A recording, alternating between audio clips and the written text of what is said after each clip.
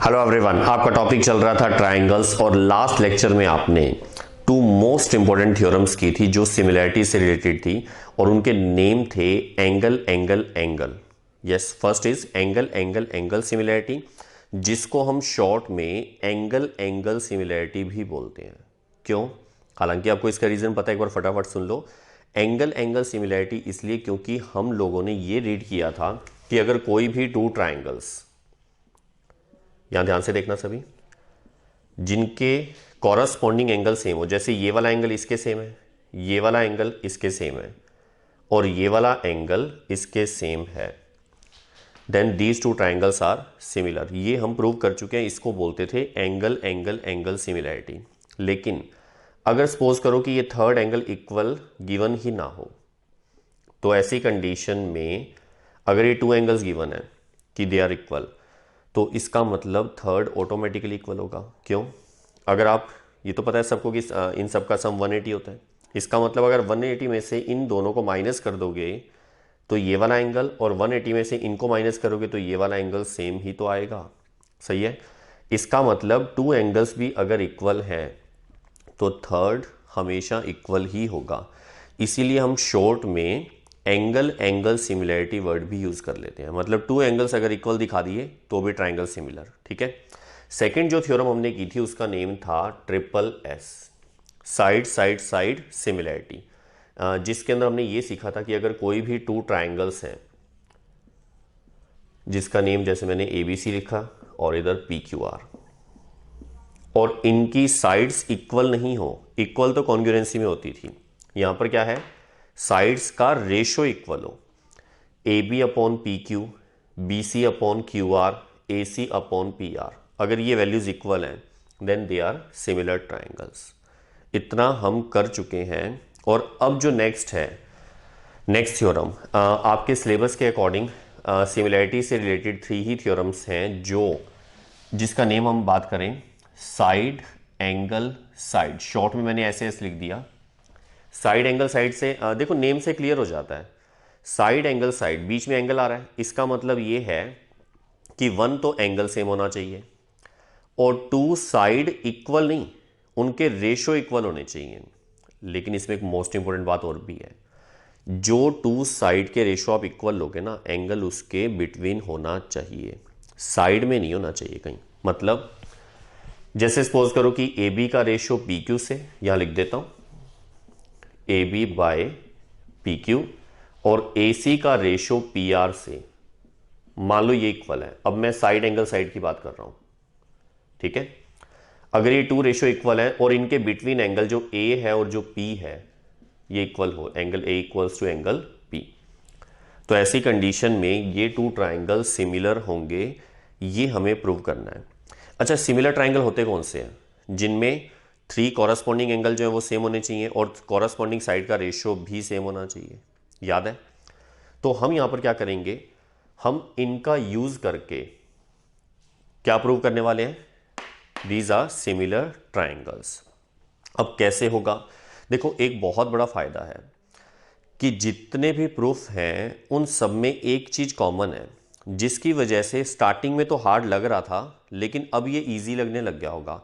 अब आपको भी अगर लास्ट लेक्चर आपने देखा तो आपको याद होगा, सर हम पहले क्या करेंगे, इन दोनों में से कोई भी एक ट्राइंगल बड़ा लेट कर लेंगे। मतलब हमने जैसे पी क्यू वाली साइड ए बी से ग्रेटर लेट कर ली, ऐसा इसलिए ताकि हम क्वेश्चन में क्लियर कर पाएं क्या, कि जो कंस्ट्रक्शन हम करने वाले हैं, आपको याद है लास्ट लेक्चर में जो 2 थ्योरम्स की थी उसकी कंस्ट्रक्शन थी कि ए बी के इक्वल लेंथ का यहां पर हमने कोई पॉइंट जैसे एम ले लिया और ए सी के इक्वल लेंथ यहां पर जैसे हमने एन ले लिया, फिर हम इनको ज्वाइन करते थे। ये ए बी पी एम के इक्वल है, इक्वल लेते थे इसको, और ए सी के इक्वल पी एन है, फिर इसको ज्वाइन कर देते थे। याद आ गया? फिर हम इन 2 ट्राइंगल्स को कॉन्ग्रुएंट प्रूव करते थे। कुछ याद है आप लोगों को? कॉन्ग्रुएंसी से हमारे आंसर आते थे सारे के सारे। तो अभी वो सारा याद दिला देता हूं। मतलब साइड एंगल साइड में कैसे करने वाले हैं, उससे पहले मैं इसको इरेज करने वाला हूं। ओके, अब हम थ्योरम स्टार्ट कर रहे हैं। चेक करो, theorem is if one angle of a triangle is equals to one angle of the other triangle. एक बार सिर्फ इतना रीड करते हैं और इससे रिलेटेड जो डायग्राम बनेगा देखना इधर सभी, ये मैंने एक छोटा ट्राइंगल बना लिया ABC और इधर मैंने बना दिया जैसे PQR, दिस इज PQR, ठीक है। अब इसका कोई भी वन एंगल इक्वल गिवन है क्वेश्चन में, तो मैंने ये वाला एंगल इस एंगल के इक्वल ले लिया। अब आगे चेक करो, and the sides including these angles, देखो मेंशन किया हुआ है इंक्लूडिंग दीज एंगल्स का मतलब क्या है कि इस एंगल को जो दो साइड बना रही हैं, मतलब AB एंड AC, और इस एंगल को PQ and PR, they are in proportional, मतलब AB का रेशो PQ से, AC का रेशो PR से, ये इक्वल है। प्रोपोर्शन का मतलब तो जानते हो, then the two triangles are similar. अब हमें इन्हें सिमिलर करना है। क्वेश्चन तो समझ आ गया। इसमें क्या है, टू साइड्स का रेशो इक्वल दे रखा है और वन उनके बिटवीन वाला एंगल दे रखा है इक्वल, इसीलिए इसका नेम क्या है, SAS, side angle side similarity. अब समझो, देखो इसका जो प्रूफ है, सबसे पहले उसमें गिवन वैसे आपको अच्छे से पता लग गया होगा, नॉर्मल सी लैंग्वेज में आप लोग, जैसे in triangle ABC and triangle PQR क्या क्या इक्वल है, angle A equals to angle P, सही है, and AB upon PQ equals to AC upon PR, ठीक है इतना। इसके बाद नेक्स्ट स्टेप में जो प्रूव करना है पहले उसे मेंशन करें, टू प्रूव। क्या प्रूव करना था, triangles are similar, triangle ABC, triangle PQR और सिमिलैरिटी का सिंबल, ठीक है। अच्छा, इसके बाद कंस्ट्रक्शन जो फिक्स है, क्या कंस्ट्रक्शन करेंगे पता है आप सबको, AB के इक्वल लेंथ PQ पर लेंगे, सपोज करो यहां तक लिया हमने, दिस इज M, और AC के इक्वल लेंथ हमने यहां पर ली N पॉइंट ले लिया, मतलब PN जो लेंथ है वो AC के इक्वल है, और MN को ज्वाइन कर दिया, ठीक है। तो देखो यहां पर टेक 2 पॉइंट्स, कौन कौन से, M and N on sides PQ and PR respectively, सही है, PQ और PR पे। एंड सॉरी, पहले हमें ये बताना पड़ेगा कि ये जो पॉइंट्स हैं ये किस टाइप से लिए, सच दैट हमने किस टाइप से लिए थे कि PM जो है वो AB के इक्वल है, PM equals to AB, and जो PN है वो AC के इक्वल है, PN equals to AC, check कर लो। एंड और हमने क्या किया, MN को ज्वाइन किया, एंड ज्वाइन MN, ठीक है, नोट करो इतना। ओके, अब इसके बाद प्रूफ में सबसे पहले देखो, यहां पर जो हम प्रूफ लिखेंगे उसमें हम ये जो टू ट्राइंगल्स हैं, ये छोटे वाला और ये, इनको हम प्रूव करेंगे क्या, कि ये दोनों कॉन्ग्रुएंट हैं। अब इनको कैसे प्रूव करें, एक बात और, आपको ना कई बार बुक्स में ऐसा लिखा हुआ मिलेगा जो हम सोच तो रहे हैं लेकिन लिख नहीं रहे। मैं बार बार बोल रहा हूं कि AB जो है वो PQ से लेस है ना, इसी वजह से ये इसके अंदर बनाया। अगर AB बड़ा होता तो फिर इस ट्राइंगल के इक्वल, देखो इधर जैसे सपोज करो डायग्राम ऐसा होता, ये है ABC ट्राइंगल और ये है PQR। अब इस कंडीशन में हमें क्या करना पड़ता, इस वाले ट्राइंगल के अंदर कंस्ट्रक्शन करनी पड़ती, PQ के इक्वल लेंथ यहां लेनी पड़ती AM, और यहां पर AN लेना पड़ता PR के इक्वल, फिर इनको ज्वाइन करना पड़ता। तो हमने इसमें क्यों नहीं किया इस बार, क्योंकि ये छोटा था ये बड़ा था। तो इस बात को थोड़ा सा हमें मेंशन कर देना चाहिए, कहां पर, अगर मैं लास्ट लेक्चर में भूल गया था तो आप वहां भी कर लेना। क्या, जब हम लिखते हैं ना AB अपॉन PQ, इसके आगे हम ब्रैकेट में लिख देते हैं लेस देन 1। ये क्या मतलब हुआ, आप सोच के देखो, अगर AB PQ से लेस है, यहां लिखता हूं AB लेस देन PQ, ठीक है। अब अगर मैं PQ को इधर डिवाइड में ले आऊं तो AB upon PQ is less than 1, ठीक है। तो मैंने भी वही किया, AB upon PQ less than 1, इसी तरह AC अपॉन PR भी क्या होगा, लेस देन 1 होगा। अच्छा, अगर यूं नहीं समझ आता तो आप यूं भी सोच सकते हो कि ये छोटा है और ये बड़ा है। अगर हम न्यूमिनेटर में स्मॉल नंबर लेंगे और डिनोमिनेटर में हम बड़ा नंबर ले रहे हैं, तो इसका मतलब उसका आंसर तो 1 से लेस ही होगा, है ना। अब समझ आ गई बात, ये मेंशन क्यों किया, ताकि पता लग सके इन दोनों में से ये वाला ट्राइंगल बड़ा है। ठीक है, अच्छा अब सुनो, प्रूफ में सबसे पहले इन टू ट्राइंगल्स की बात करेंगे, in triangle A B C and triangle P M N. चलो बताओ, यस इसमें ए बी किसके इक्वल है, पी एम के, A B equals to P M and A C equals to P N. सही है, ए बी पी एम के equal, A C P N के इक्वल। क्लियर, समझ आ रहा है ना? ओके, अब इधर ध्यान दो, देखो इतना आने के बाद अब हमारे पास टू तो साइड होगी इक्वल, ये वाली और ये वाली, ये और ये, और इनके बिटवीन जो एंगल है, अच्छा इक्वल क्यों है इसका रीजन लिख देते हैं पहले, इसका रीजन है कंस्ट्रक्शन। ठीक है, अब हम क्या लिखेंगे, angle A equals to angle P, ये कहां से आया, ये गिवन है। अब इन टू ट्राइंगल में हमने टू साइड इक्वल की, वन एंगल इक्वल किया, तो क्या लिखेंगे, बाय एस ए एस। लेकिन है ना कुछ स्टूडेंट लास्ट लेक्चर में भी थोड़ा सा कंफ्यूज थे, वो ये कह रहे थे सर जो हेडिंग लिख रहे हो आप एस से एस वही आप यूज कर रहे हो, फिर आप प्रूव किसको करते हो भाई, जिसको आपने प्रूव करना है वो आप यूज कैसे कर सकते हो। बिल्कुल सही बात है उनकी, लेकिन उन्होंने शायद सोचा नहीं कि वो एस ए एस सिमिलैरिटी है और ये एस ए एस कॉन्ग्रुएंसी है। कॉन्ग्रुएंट ट्राइंगल्स तो हमने पढ़ रखा है ना लास्ट ईयर, हम उसका यूज़ तो बीच में कर सकते हैं, जो हमने रीड कर लिया उसका यूज़ हम कर सकते हैं। तो हम इसके बाद क्या लिखेंगे, कंप्लीट लिख देना एस ए एस कॉन्ग्रुएंसी। अब इसके नीचे क्या होगा, triangle A B C is similar नहीं आएगा, अब कॉन्ग्रुएंट आएगा, ट्राइंगल पी एम एन। ठीक है इतना। अच्छा अब अगर ये ट्राइंगल कॉन्ग्रुएंट है तो सी पी सी टी से, ध्यान से देखना क्या होगा, इसका बी एंगल और इसका एम एंगल इक्वल होगा, सही है, और सी वाला एंगल एन के इक्वल होगा। तो यहां देखो क्या लिखता हूं, therefore angle B equals to angle M and angle C equals to angle N. कहां से आया, सी पी सी टी, और इसका रीजन भी सी पी सी टी। ठीक है, ये रफ वर्क था, इसको मैं एक बार इरेज कर देता हूं, पहले आप इतना नोट कर लो। ओके, अब हम इनको इक्वेशन नंबर 1 एंड 2 लिखकर छोड़ देते हैं। ठीक है, अब ध्यान से सुनना, देखो इस वाले ट्राइंगल में, इस वाले ट्राइंगल से पहले हमें गिवन में यहां पर चेक करो, ए बी और पी क्यू का रेशियो ए सी और पी आर के रेशियो के इक्वल भी गिवन है।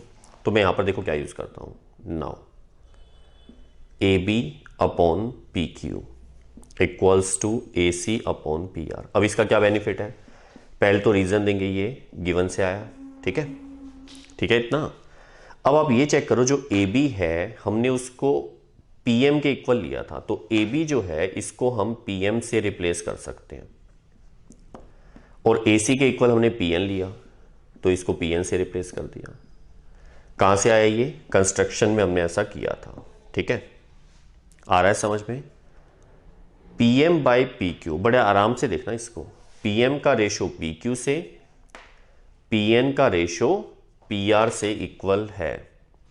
मतलब बहुत बड़ा बेनिफिट, आपको भी याद आ गया होगा कि सर अगर किसी ट्राइंगल में ये टू रेशियोज इक्वल हैं इन टू रेशियो के, तो इसका मतलब कन्वर्स ऑफ बीपीटी से ये लाइन इसके पैरेलल हो जाएगी। तो हम इसके नीचे क्या यूज करेंगे, बाय कन्वर्स ऑफ बीपीटी, क्या हो जाएगा, M N is parallel to Q R.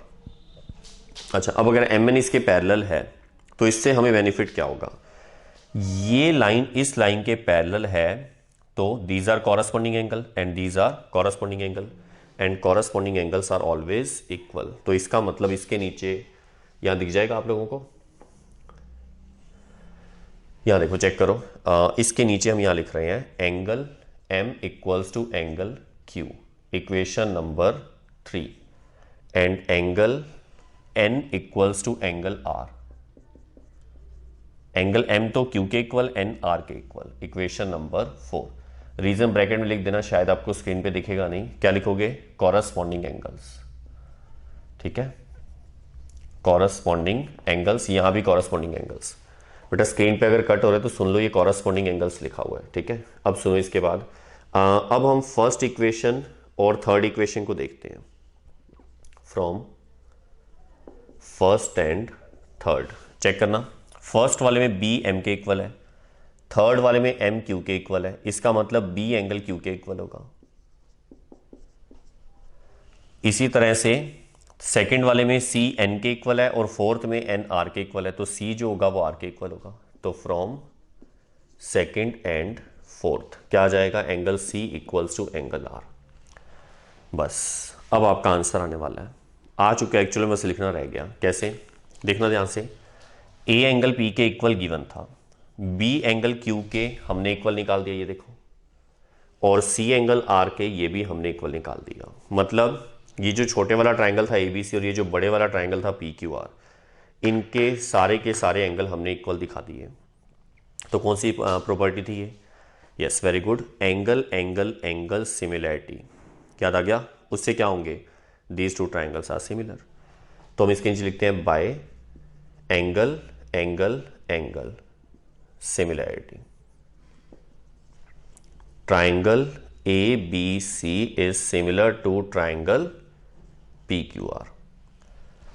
समझ आ गया इतना, और यही हमें प्रूव करना था, हेंस प्रूव्ड। अच्छा, किसी को लगे सर वो साइड्स का रेशियो तो आपने लिया ही नहीं, अब ले भी सकते हो। कैसे, जब एंगल एंगल एंगल सिमिलैरिटी से ट्रायंगल सिमिलर ही हो गए, तो सिमिलर ट्रायंगल में तो वैसे भी हमें पता है कॉरस्पॉन्डिंग एंगल भी इक्वल होते हैं और कॉरस्पॉन्डिंग साइड्स का रेशियो भी इक्वल होता है। लिखने की कोई रिक्वायरमेंट नहीं है, पूछा भी नहीं है, ठीक है, हमें सिर्फ सिमिलर ट्रायंगल ही प्रूव करने थे। बट अब आपको समझ आ गया अच्छे से। अब तक हमने टोटल 3 मेन थ्योरम्स कर ली सिमिलर ट्रायंगल से रिलेटेड, और इतनी ही है सिलेबस के अंदर।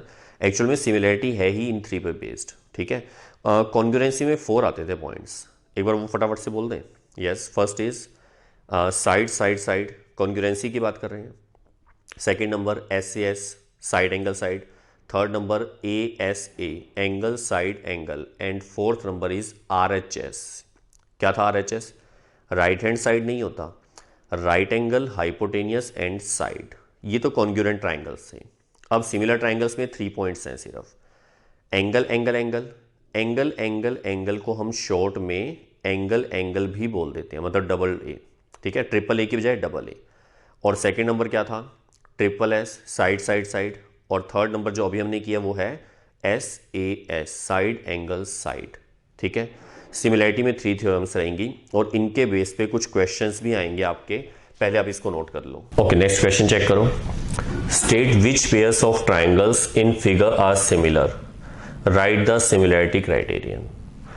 ये चेक करो, अभी तक मैंने ना सिमिलर फिगर यहाँ ड्रॉ नहीं किया, मैं कुछ डिफरेंट टाइप के 2 ट्राइंगल्स लूँगा, यानी पेयर लूँगा उनके, फिर आपको उसमें चेक करना है कि कौन सी सिमिलैरिटी के अकॉर्डिंग, कौन सी सिमिलैरिटी का मतलब A S A S, S triple S, इनमें से कौन सा अप्लाई होगा और वो ट्राइंगल सिमिलर होंगे या नहीं होंगे, ठीक है। ध्यान से सुनना भी इधर। जैसे सपोज करो कि मैंने ट्राइंगल इस टाइप से लिया ए बी सी, और इधर हमने एक ट्राइंगल लिया जैसे सपोज करो पी क्यू आर।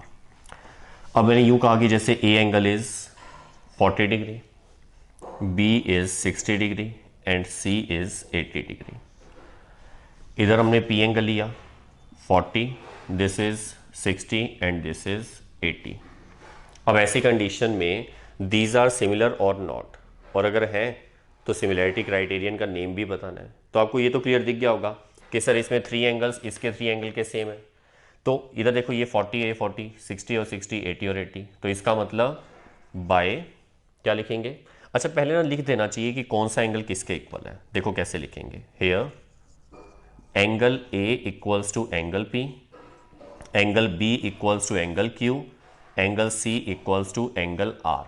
सही है, बाय ए सिमिलैरिटी क्राइटेरियन क्या हो जाएगा, triangle A B C is similar to triangle P Q are.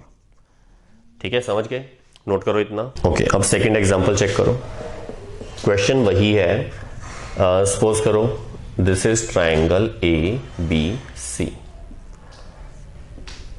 And this is triangle D E F. Suppose करो जैसे ये एंगल है 50 डिग्री, ठीक है, and this is 60 degree and this is 70। Check करना सबका सम 180 भी होना चाहिए, ठीक है।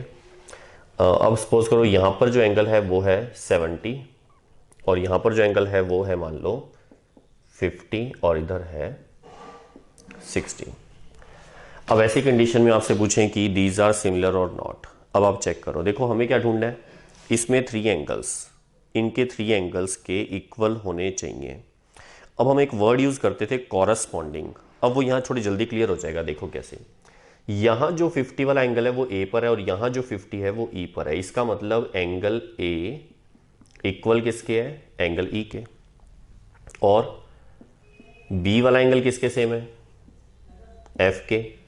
और एंगल सी किसके सेम है, एंगल डी के। क्लियर है बेटा, इस बात को बड़े ध्यान से सुना। यस यस, इधर ध्यान दो एक मिनट। इसमें एक बहुत बड़ी मिस्टेक होती है स्टूडेंट से, वो मैं कर देता हूं फिर आपसे पूछूंगा। हम क्या लिखेंगे, by angle angle angle similarity criterion triangle A B C is similar to triangle D E F. ये वो बहुत बड़ी मिस्टेक है जो मैंने कर दी और आपने नहीं करनी। एक्चुअल में ना ये गलती आप लोगों को मिल गई होगी, क्यों, क्योंकि आपने कॉन्ग्रुएंसी पढ़ा हुआ है 9th क्लास में। तो कॉन्ग्रुएंट ट्राइंगल अगर हम पढ़ लेते हैं ना, फिर उसके बाद ये जो मिस्टेक है ना, ये इजीली मिल भी जाती है कि सर आपने यहाँ पर कॉरस्पॉन्डिंग का ध्यान ही नहीं रखा। मतलब हम जब ये सेकंड वाला ट्राइंगल लिखते हैं ना, फर्स्ट वाला तो जैसे मर्जी लिख लो, सेकंड वाला इसके अकॉर्डिंग चलना पड़ता है। इसके अकॉर्डिंग का मतलब देखो, ए एंगल ई के इक्वल था, तो हमें ध्यान रखना था कि यहाँ जो ए है वो फर्स्ट प्लेस पर है, तो यहाँ ई फर्स्ट नंबर पर होना चाहिए। मैं इसको दोबारा लिख देता हूँ, देखो ट्राइंगल ए बी सी, ये सिमिलर का सिंबल है। ट्राइंगल ए जो है वो ई के इक्वल है, तो ए की जगह पर ई आएगा। बी एफ के इक्वल है तो बी की जगह एफ आएगा, और सी डी के इक्वल है तो सी की जगह डी। अब ये बिल्कुल सही है। फिर कई बच्चे बोलते हैं सर वहां तो सोचा ही नहीं, बाई चांस ये ना तुक्का लग गया और सही हो गया वो, और मैंने जानबूझ के वहां बताया भी नहीं था। ए पी के इक्वल था, ए की जगह पी है, बी क्यू के इक्वल है, सी आर के इक्वल है, यहां तो ऑलरेडी सेट ही था तो सोचना भी नहीं पड़ा। ऐसे क्वेश्चंस में जहां उल्टा पुल्टा हो ना, थोड़ा सा आराम से देख लिया करो, तो इसके मार्क्स नहीं मिलेंगे अगर ऐसा लिखा है तो। ये गलत था, ये सही है। अब क्लियर हो गया अच्छे से। अभी और एग्जांपल दे देता हूं, पहले आप इसको नोट कर लो। ओके, नेक्स्ट एग्जांपल चेक करो। सपोज करो जैसे triangle is P Q R, name कुछ मर्जी आ सकते हैं, और this is L M N. अब सपोज करो जैसे ये वाला एंगल गिवन है 70 डिग्री और यहां पर गिवन है सपोज करो 60 डिग्री। इधर ये एंगल है 60 डिग्री और यहां गिवन है 70। अब आपसे पूछें दीज आर सिमिलर और नॉट। अब आपको क्लियर पता है कि ये सिमिलर है। क्यों है? क्योंकि अगर हमें 2 एंगल भी सेम मिल जाएं तो हमने ट्रिपल ए की बजाय डबल ए भी प्रॉपर्टी पढ़ी हुई है, क्योंकि अगर डबल एंगल सेम है तो थर्ड ऑब्वियस ही बात है सेम ही तो होगा। मतलब जैसे इसमें एंगल P इक्वल है एंगल किसके, ये 70 है ना, तो इधर देखो n के इक्वल है ये, और एंगल R इक्वल है किसके, देखो 60 एंगल M के। तो थर्ड वाला एंगल यहाँ सॉल्व करने की जरूरत भी नहीं है। कहीं आप सोचोगे सर इसको 180 में से माइनस करके ये निकालें क्या, नहीं। डबल ए यानी कि बाय एंगल एंगल सिमिलरिटी क्या हो जाएगा, triangle P Q R is similar to triangle L M N. अब गलती मत करना, यहां तो पी क्यू आर लिख दिया, यहां पर इसके अकॉर्डिंग चलेगा, ठीक है। अब इसके कॉरस्पॉन्डिंग कैसे जाएगा, पी वाला एम के सेम है, तो पी वाला यहां पर देखो पी की जगह पे क्या लिखेंगे एन, क्यू वाला हमें नहीं पता, यहां पता लगा सकते थे लेकिन आर वाला पता है, आर वाला किसके इक्वल है एम के, तो आर थर्ड नंबर पे है तो एम आएगा थर्ड नंबर पे। अब जो रिमेनिंग है वो बीच में आ जाएगा, कौन रह गया एल, ठीक है। अब ये बिल्कुल ओके है, समझ आ गया बेटा। ऐसा नहीं लिखा तो मार्क्स नहीं मिलेंगे, मैं बार बार कह रहा हूं, इधर ध्यान दे लेना अच्छे से, ठीक है। अब सुनो, अब इस तरह का डायग्राम कई बार ऐसा आ जाता है, देखो सपोज करो जैसे यहां पर एक ट्राइंगल है डी ई एफ, और सपोज करो जैसे सेकंड जो ट्राइंगल है कुछ भी ले लिया जैसे पी क्यू आर, ये एंगल 55 डिग्री है और ये वाला एंगल 65 डिग्री, दिख रहा है सबको। यहां पर ये वाला एंगल है 55 और ये वाला एंगल है 60 डिग्री। अब ऐसी कंडीशन में अगर आपसे पूछें दीज आर सिमिलर और नॉट, अब सब बच्चों को पता है कि ये सिमिलर नहीं है। अगर ऐसा सोच रहे हो तो 0 मार्क्स आएंगे। आप गलत सोच रहे हो अगर ऐसा सोचा तो। क्यों? आराम से देखो बेटा, ये वाला एंगल इसके सेम है दिख रहा है, ये वाला एंगल इसके सेम नहीं है, तो फिर सही तो है, फिर कहाँ से हो जाएगा सिमिलर? बेटा आराम से सोचो, अभी थर्ड एंगल बाकी है ना। वहाँ तो चलो दोनों एंगल इक्वल थे तो हमारा फायदा हो गया, यहाँ पर अगर नहीं है तो अब हमें थर्ड एंगल सोचना पड़ेगा। अगर आप इन दोनों को ऐड करोगे तो 120 आएगा। 120 को अगर 180 में से माइनस करोगे तो ये वाला एंगल 60 आ जाएगा, और बाई चांस ये वाला 60 यहाँ भी 60 है तो इसके इक्वल आ गया। मिल गया ना टू एंगल सेम। तो इसका मतलब ये नहीं यहाँ वाला थर्ड निकालना पड़ेगा, थर्ड निकाल भी लोगे तो 65 आएगा, वो इसके सेम हो जाएगा। हमें तो अगर टू एंगल सेम मिल जाएं तो वो सिमिलर ही हो जाता है, फिर हम थर्ड एंगल पे अपना दिमाग क्यों लगाएं। तो यहां पर देखना, here angle E equals to कैसे निकालेंगे, 180 minus 55 minus 65 that is 60। Therefore अब कौन कौन से एंगल सेम हुए? एक तो एंगल E इक्वल हुआ 60 का मतलब P के इक्वल, और एंगल D जो है 55 वो इक्वल हुआ एंगल Q के। तो क्या लिख देंगे, by angle similarity triangle DEF is similar to triangle. देखो DEF किसके सिमिलर होगा? PQR नहीं लिखोगे, वही कॉरस्पॉन्डिंग वाली बात। D वाला किसके इक्वल है? Q के, तो D अगर फर्स्ट नंबर पे है तो Q फर्स्ट नंबर पे आएगा, और E वाला P के इक्वल है, E सेकेंड नंबर पे है तो P सेकेंड नंबर पे आएगा। अब ऑटोमेटिकली जो रिमेनिंग है वो यहां आ जाएगा, यानी R। अब ये बिल्कुल सही है। अब तो क्लियर हो गया होगा अच्छे से। मैं भी और एग्जांपल देता हूं, पहले नोट करो। ओके, अब नेक्स्ट चेक करो।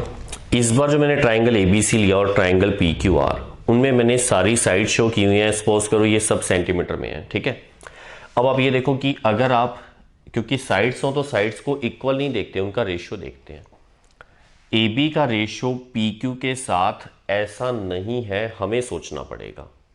हमें ये सोचना है कि किसका रेशियो किसके साथ लें कि साइड वाली प्रॉपर्टी यहां लग जाए। मैं यही क्यों कह रहा हूं, क्योंकि 3 की 3 साइड है हमारे पास, है ना। तो 2 का रेशियो 6 के साथ तो 1/3 आता है, फिर 3 का रेशियो 5 से लेंगे तो वो 3/5 है, सेम नहीं है। तो इसका मतलब ये नहीं है सिमिलर नहीं हुए। हमें ढूंढना पड़ेगा क्या कहीं ऐसा तो नहीं कि जरूरी नहीं है 2 का रेशियो 6 के साथ लें, किसी और के साथ ले लेते। ठीक है, थोड़ा सोच के देखें। अगर मैं 2 का रेशियो 4 से लूं तो 1/2 आ जाएगा, 3 का रेशियो 6 से 1/2, 2.5 का रेशियो 5 से, ये भी 1/2 आ गया ना। तो थोड़ा सा इसका यूज कर लेना। देखो मैं क्या लिखने वाला हूं, ध्यान से देखना इधर। AB अपॉन, AB के अपॉन में मैंने QR लिया, दिस इज 2/4 दैट इज 1/2। फिर मैंने लिया AC के अपॉन में कौन लूंगा, 3 था ना, तो इधर मैं PQ ले लेता हूं, 3/6 दैट इज 1/2। और थर्ड जो बच गया कौन सा, BC, और उधर है PR। कितना आएगा, 2.5 अपॉन 5 दैट इज 1/2। क्लियर तो हो रहा है। इसका मतलब क्या हुआ, मैं यहां लिख देता हूं, देयरफॉर AB अपॉन, हमने AB के अपॉन में क्या लिया था, QR equals to AC upon PQ equals to BC upon PR by SSS, side similarity. Triangle ABC is similar to triangle PQR। समझ आ गया अच्छे से? अगर आपको समझ आ गया तो गलत समझ आया, ये रॉन्ग लिखा हुआ है, ये गलत नहीं है, यहां पर मिस्टेक है। बेटा मैं बार बार कह रहा हूं, यहां वाली मिस्टेक काफ़ी सारे स्टूडेंट करते हैं, आपने नहीं करनी। मतलब इसमें कहाँ गलती हुई, हमें कॉरस्पॉन्डिंग एंगल और कॉरस्पॉन्डिंग साइड का ध्यान रखना पड़ता है। अब साइड्स की बात कर रहे हैं ना, तो थोड़ा ध्यान से सुनना। यस, इधर ध्यान दो। जब आपने AB लिया, AB कौन से नंबर पे है, फर्स्ट और सेकंड पे, है ना। तो यहां पर फर्स्ट सेकंड पे PQ है, क्या AB का रेशो PQ से लिया था? नहीं। तो इसका मतलब ये गलत है। मिस्टेक समझ आ गई क्या?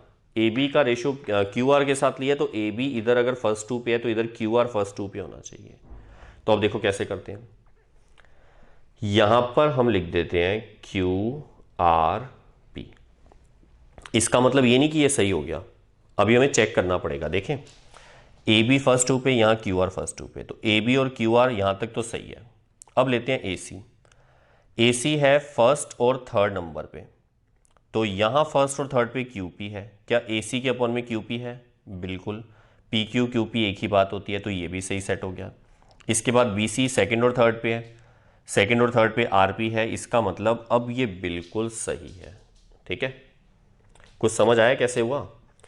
हमेशा इसको सेटिस्फाई करने वाली कॉरस्पॉन्डिंग साइड्स दिखनी चाहिए। ठीक है, ओके।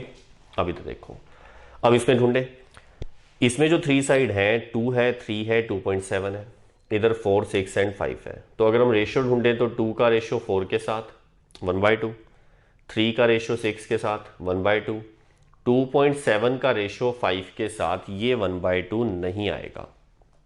अब फिर कई बच्चे बोलते हैं सर फिर आपने उसमें कहा था ना कि थोड़ा और सोच लेते हैं। थोड़ा और सोच लो भले, इसका रेशियो अगर आप इसके साथ लोगे तो कुछ और आएगा, इसका इसके साथ लोगे तो कुछ और आएगा। आप कैसे मर्जी करके देख लो, इनमें कभी भी साइड के रेशियो सेम नहीं आएंगे। ठीक है, तो जो 2 के सेम आ रहे हैं, एक बार हम वो शो करना चाहें तो ऐसे लिख सकते हैं कि MP का रेशियो DE के साथ कितना है? 2/4 यानी 1/2, और LP का रेशियो DF के साथ 3/6 यानी 1/2, और LM का रेशियो किसके साथ? EF 2.7/5। इसको 1/2 मत लिख देना, तो क्या लिखेंगे? MP अपॉन DE इक्वल है LP/DF के, but not equals to LM/EF। Therefore these are not similar triangle. तो क्या लिख देंगे? Not similar.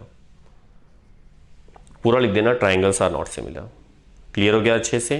तो इसका मतलब ये नहीं कि हर बार होंगे ही होंगे, आपको पूछा जा रहा है कि अगर है तो आंसर दो, मतलब उसका रीजन भी दो, नहीं है तो लिख दिया हमने। अब इसको नोट करो, फिर और एग्जांपल देखेंगे। ओके, नेक्स्ट एग्जांपल चेक करो। अब मैंने 3 डायग्राम्स लिए हैं जो काफी हद तक सिमिलर से दिख रहे हैं या नहीं वो चेक कर लेते हैं।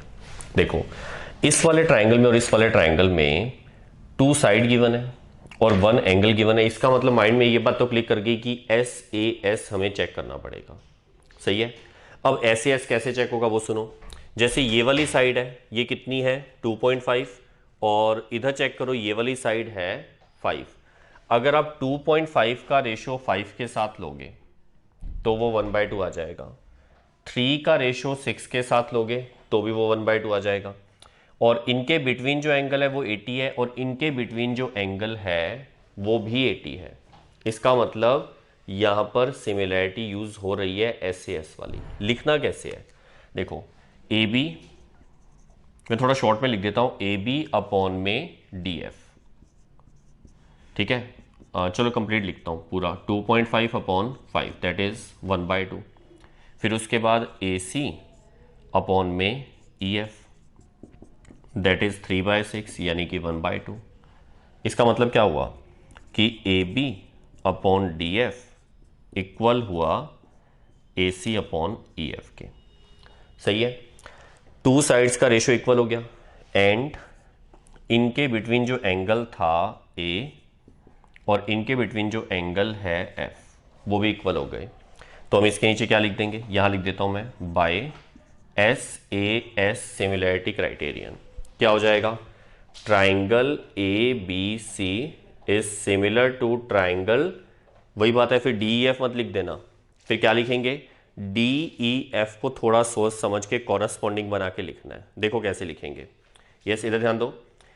एक काम करते हैं, जब हमें एंगल पता हो ना, आप पहले एंगल से स्टार्ट कर दिया करो। एंगल A फर्स्ट नंबर पे है यहां पर, तो यहां पर फर्स्ट नंबर पे F आएगा क्योंकि A F के इक्वल है। अब रह गया D और E, तो उसको भी थोड़ा ध्यान से देखते हैं। देखो, AB जो है ये फर्स्ट 2 नंबर पे है, यहां DF के साथ रेशियो था, तो यहां फर्स्ट 2 नंबर पे DF होना चाहिए, तो यहां हमने लिख दिया D। समझ गए क्या? अब जो रिमेनिंग है वो यहां लिख देंगे यानी E। अब आप ये भी चेक करो कि ये वाला सेट हुआ कि नहीं। AC फर्स्ट एंड थर्ड पे है, EF फर्स्ट एंड थर्ड पे है, मतलब अब सारी बातें सेटिस्फाई हो गई। समझ गए? ये हमारे पास सिमिलैरिटी हो गई। अब इन 2 एग्जांपल्स में चेक करते हैं, पहले वो नोट करो आप लोग। ओके, अब इन पर चेक करो। यस, ध्यान से देखना बेहतर।